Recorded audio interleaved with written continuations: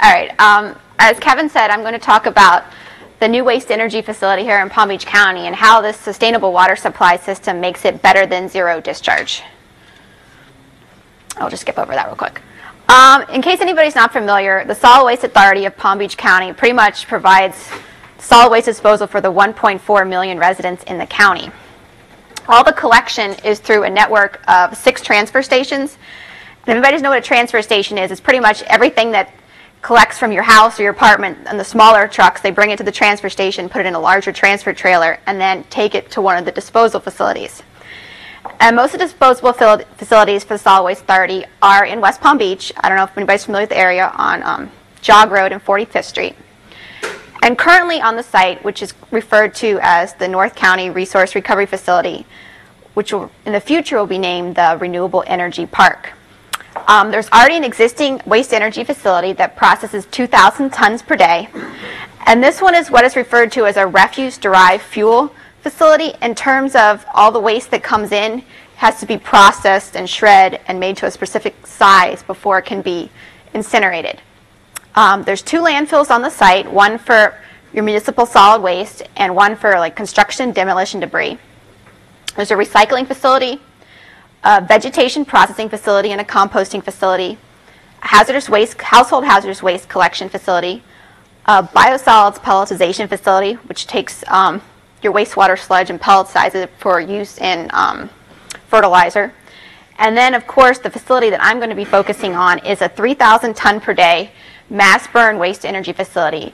And a mass burn facility is one that there's no real processing has to be done to the waste before it's incinerated. It can just go straight into the plant.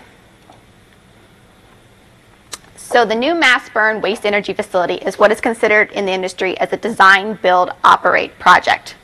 So there's a team of 3 firms, B&W, who will provide the technology and operate the facility, and then my firm, CDM Smith, and KBR, as Kevin mentioned, who are going to do the design and the building services for the project. Construction has already began in April of this year, and the facility is set to go online in 2015. This is actually the first new waste energy facility in the U.S. since 1995, and the total capital is $667 million. Just another picture of it, which we saw on the cover slide, and then this is the other picture that popped up is the visitor center, and that one's actually going to be a LEED platinum facility. Just to give you an idea, these are all the waste energy facilities that are currently in the state of Florida. There are 12 of them, and they provide right now 628 megawatts of renewable energy to our state. And as you can see, the new one here in this county will be one of the largest ones. So the addition of a new waste energy facility in the county will reduce the waste being landfilled by up to 90%. It'll generate enough electricity to power 42,000 homes, has very, very low emissions limits, and the most unique feature, which I'll talk about the rest of the presentation, is that it uses 85% less water than a traditional wet cooling waste energy facility. Just a little background as to why we had to focus so much on reducing water usage. Currently, the South Florida Water Management District has passed some rules that require all new water sources to come from alternative. So that would be reclaimed water, brackish water, and then also encouraging conservation and reuse. And currently, all the supply for Solid Waste Authority comes from industrial supply wells. And these are 12 shallow wells located on the site that are about 60 to 70 feet below the ground. And they have a limited amount of withdrawal. So with the addition of the new plant, they would not be able to provide enough water for the whole plant. And all the wastewater on the site currently is disposed of via deep injection wells. So for the design, before the design happened, the RFP, which is a request for proposal, which is the county issued it, and then telling the firms that were going to bid on it that this is what you have to do in your design. So the first thing they said is you have to use alternative water sources. And this includes cooling tower water from the existing plant on the site, any kind of washdown water from the site, wastewater from the new plant has to be reused in the plant, and then rainwater collection from the roofs. And this rainwater harvesting system, which is a unique feature, has to capture the first 2 inches of rainfall from certain roofs at the facility. All the rainfall is collected in a 2 million gallon tank, of which 25% of the tank has to be reserved for rainwater harvest. Any discharged wastewater had to be used to quench the ash that comes out of the plant. And the final thing is all wastewater, there's minimized disposal to the deep injection wells.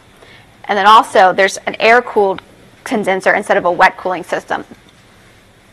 So just to further expand on that, the 5 water sources: existing cooling tower, rainwater, industrial supply well, and the other 2 water supplies were only for backup only. Just to give you an idea of this one is, as I said, this plant would have a dry cooling system. And this graph shows you how many gallons of water used per ton of waste processed at a waste energy plant. Some of the ones around the county, this one is 75 gallons per ton of waste, whereas some of the ones that are wet cooling are up to 800 gallons of water per ton processed. So what CDM and KBR did in their design approach was find a way to optimize water conservation at the facility. So using those 5 preferred water sources, how could we best fulfill all the plant needs? And also avoiding any use of potable water for landscape and no wastewater disposal to the deep injection wells.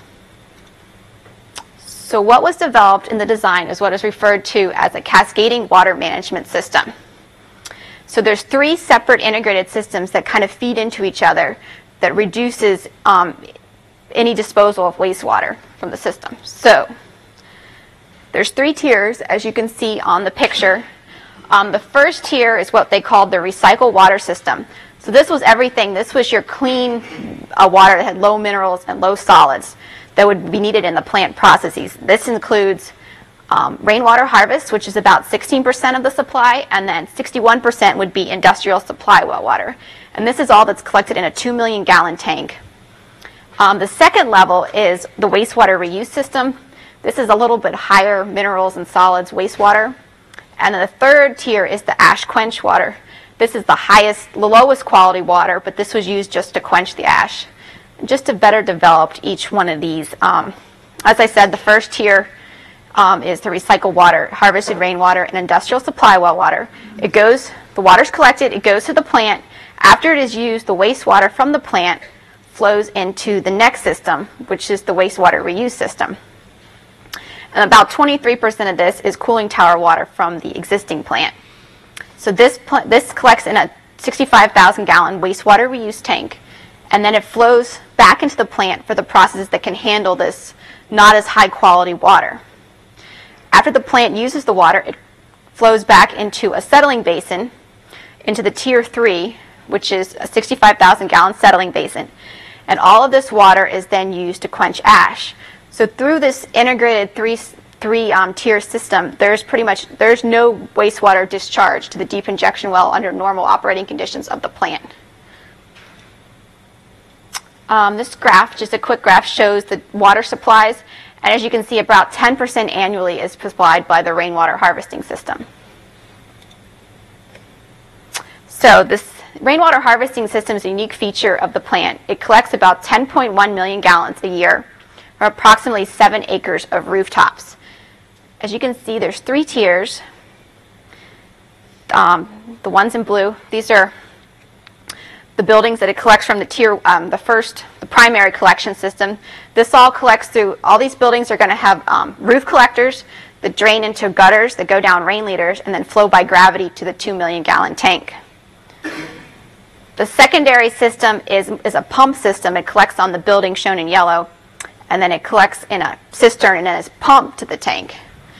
And then the tertiary system is on the visitor center, which is the LEED Platinum facility. So all the water captured there is used for irrigation to help achieve that LEED Platinum status. So a quick conclusion, this new waste-to-energy facility has a sustainable design that features a rainwater harvesting system. It maximizes water use efficiency, eliminates any use of potable water, and as I said, it results in better than zero discharge because all the wastewater is effectively reused within the plant.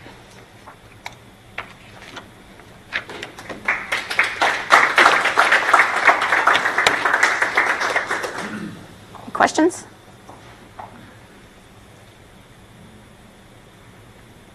Is there a closed it just once through?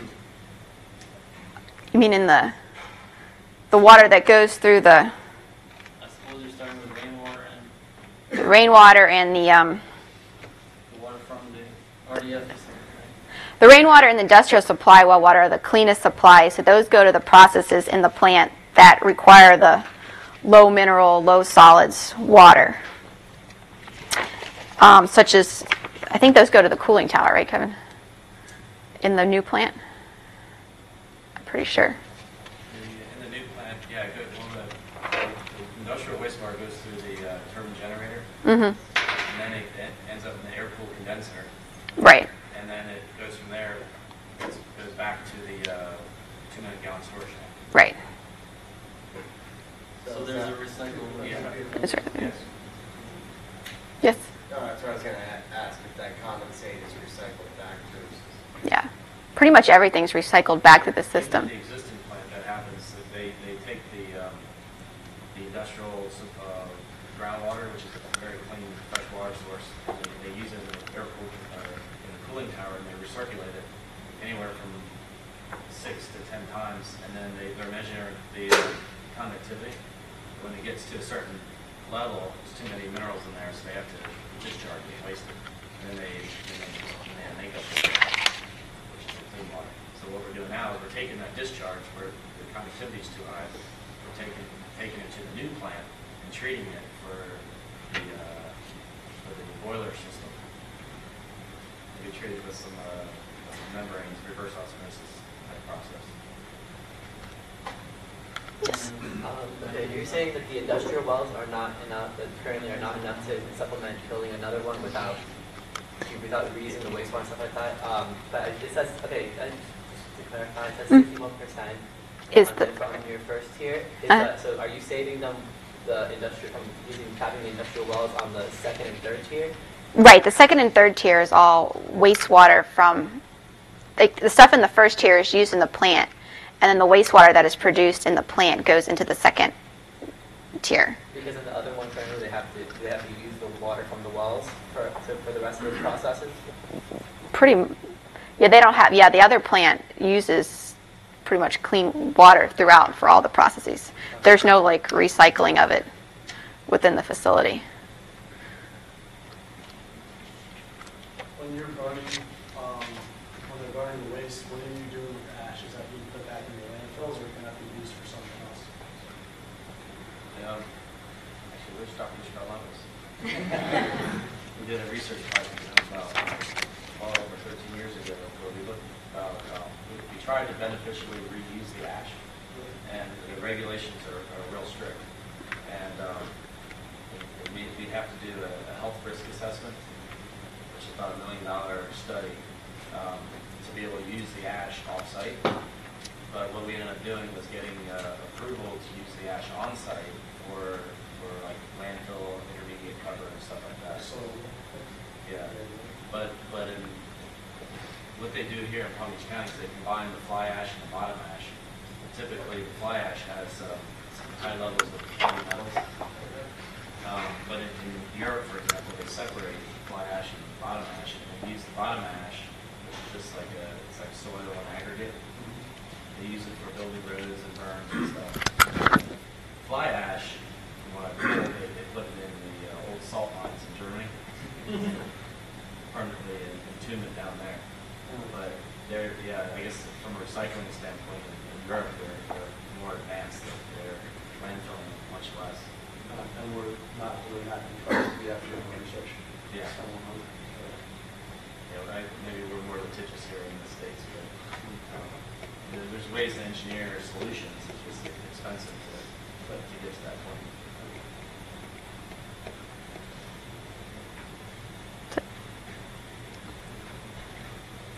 No more questions?